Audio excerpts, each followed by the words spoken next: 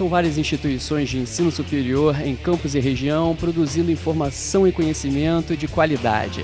Mas qual é a melhor instituição para você? Por isso, o Mundo Universitário de hoje está mais do que especial. A gente convidou o professor Eduardo Shimoda, que vai nos ajudar nessa difícil escolha. Começa agora o Mundo Universitário.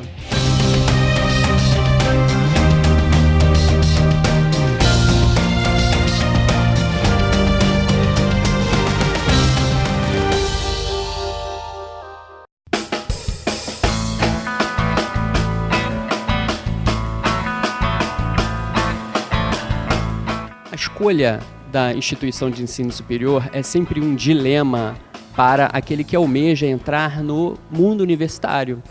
E, para colaborar nessa difícil escolha, a gente chamou aqui o professor Eduardo Shimoda, que é um professor muito conhecido aqui em campus e região, professor exclusivo aqui da Universidade Cândido Mendes, que vai, no primeiro momento, fazer essa diferenciação de instituição de ensino superior. Professor, tudo bem? Muito obrigado pela sua presença. Poderia esclarecer para a gente se existe diferença entre faculdade, universidade, centro universitário? Às vezes as pessoas utilizam termos comuns para designar instituições que são diferentes, né? Bom, em primeiro lugar, é uma satisfação muito grande ter sido convidado, ter a oportunidade de participar do programa Mundo Universitário. Dizer que realmente é uma questão que aflige, que muitas pessoas têm esse tipo de dúvida e que é importante a gente esclarecer algumas questões relacionadas, né, no momento da escolha, qual o tipo de instituição, quais as diferenças entre cada tipo de modalidade de instituição e tal. E aí, respondendo a sua pergunta, meu amigo Rodrigo Lira, né, é o seguinte: na verdade existem 3 modalidades de instituições de ensino superior. Tem as faculdades, existem os centros universitários, existem as universidades. Basicamente, a diferença está relacionada a duas questões básicas. Em primeiro lugar, está relacionado às exigências para se obter, né, cada uma dessas modalidades. Em segundo lugar, está relacionado à questão de qual a autonomia que cada uma dessas instâncias vai ter. Então, normalmente, uma instituição inicialmente acaba sendo uma faculdade, né, o tradicional, que inicialmente ela consegue uma autorização para ser uma faculdade, e daí, basicamente, tem que ter uma tramitação junto ao Ministério da Educação, o MEC, para autorizar alguns cursos para iniciar o funcionamento. Agora, em princípio, existe um tripé na área universitária, na área de ensino superior. E tem que existir ensino, pesquisa e extensão. Quando uma instituição apenas tem o ensino, ela começa como faculdade, né? Posteriormente ela tem pouca autonomia para criar um curso, por exemplo, ele tem toda uma tramitação para iniciar esse curso, junto ao MEC, tem uma série de exigências. Posteriormente, quando ela começa a ter extensão e principalmente pesquisa, que é o gargalo principal, né, ela consegue, tendo alguma coisa de pós-graduação lato sensu, alguma coisa de estrito sensu, virar um centro universitário e já aí começa a ter um pouco mais de autonomia na questão de criação de cursos, até chegar a um ponto de maturidade, né, que seria a instituição virar uma universidade. Mas a diferença começa mesmo quando existe uma pós-graduação, que é chamado de estrito sensu. Existe a pós-graduação, qualquer curso após a graduação que seja criado é chamado de pós-graduação, obviamente.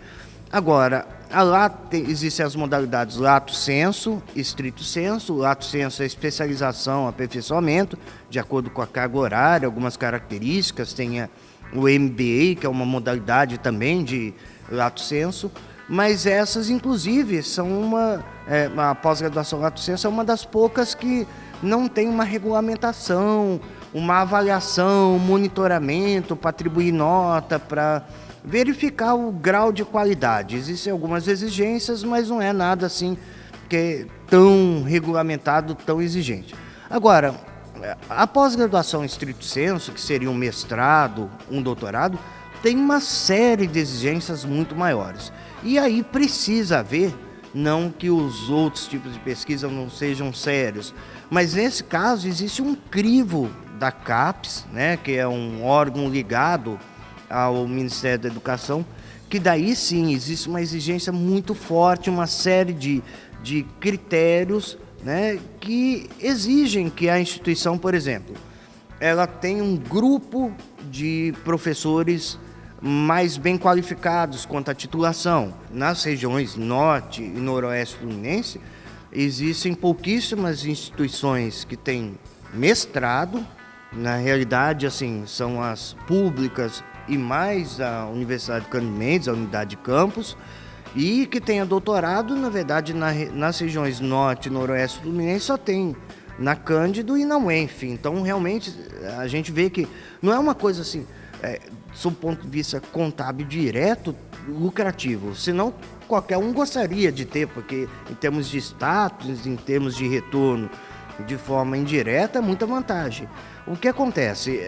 Para você abrir um mestrado, para abrir um doutorado, precisa ter lá um número grande de doutores numa região que é do interior do estado. Para trazer um doutor não é uma coisa simples. E uma pessoa que tem capacidade de gerar conhecimento, inovação, novas tecnologias, é uma pessoa que tem uma capacidade, inclusive, de reproduzir esse tipo de coisa em sala de aula. Claro, uma pessoa que tenha doutorado, que tenha uma dedicação maior, ele vai ter uma capacidade, em princípio, de passar mais conhecimento. Claro que isso é um pouco controverso, mas de forma geral é isso. Cobrar até certo ponto, já que ele ensina mais, ele vai cobrar mais os alunos. Os alunos, em um primeiro momento, Rodrigo, e aí a gente tem que falar, podem achar, poxa, esse professor é muito exigente, o cara tem doutorado, exige muito, então. Mas, na verdade, no mercado de trabalho, posteriormente, ele vai ver que ele está trazendo retorno, porque se ele aprendeu mais, e essa é a questão, né, ele aprendeu mais, ele pode até cobrar mais, e daí o aluno sai, digamos, mais bem formado. Isso a gente vê nitidamente pelos resultados que a gente tem, né, que as instituições que são mais compromissadas. Mundo Universitário Especial com o professor Eduardo Shimoda dá uma paradinha e volta já já.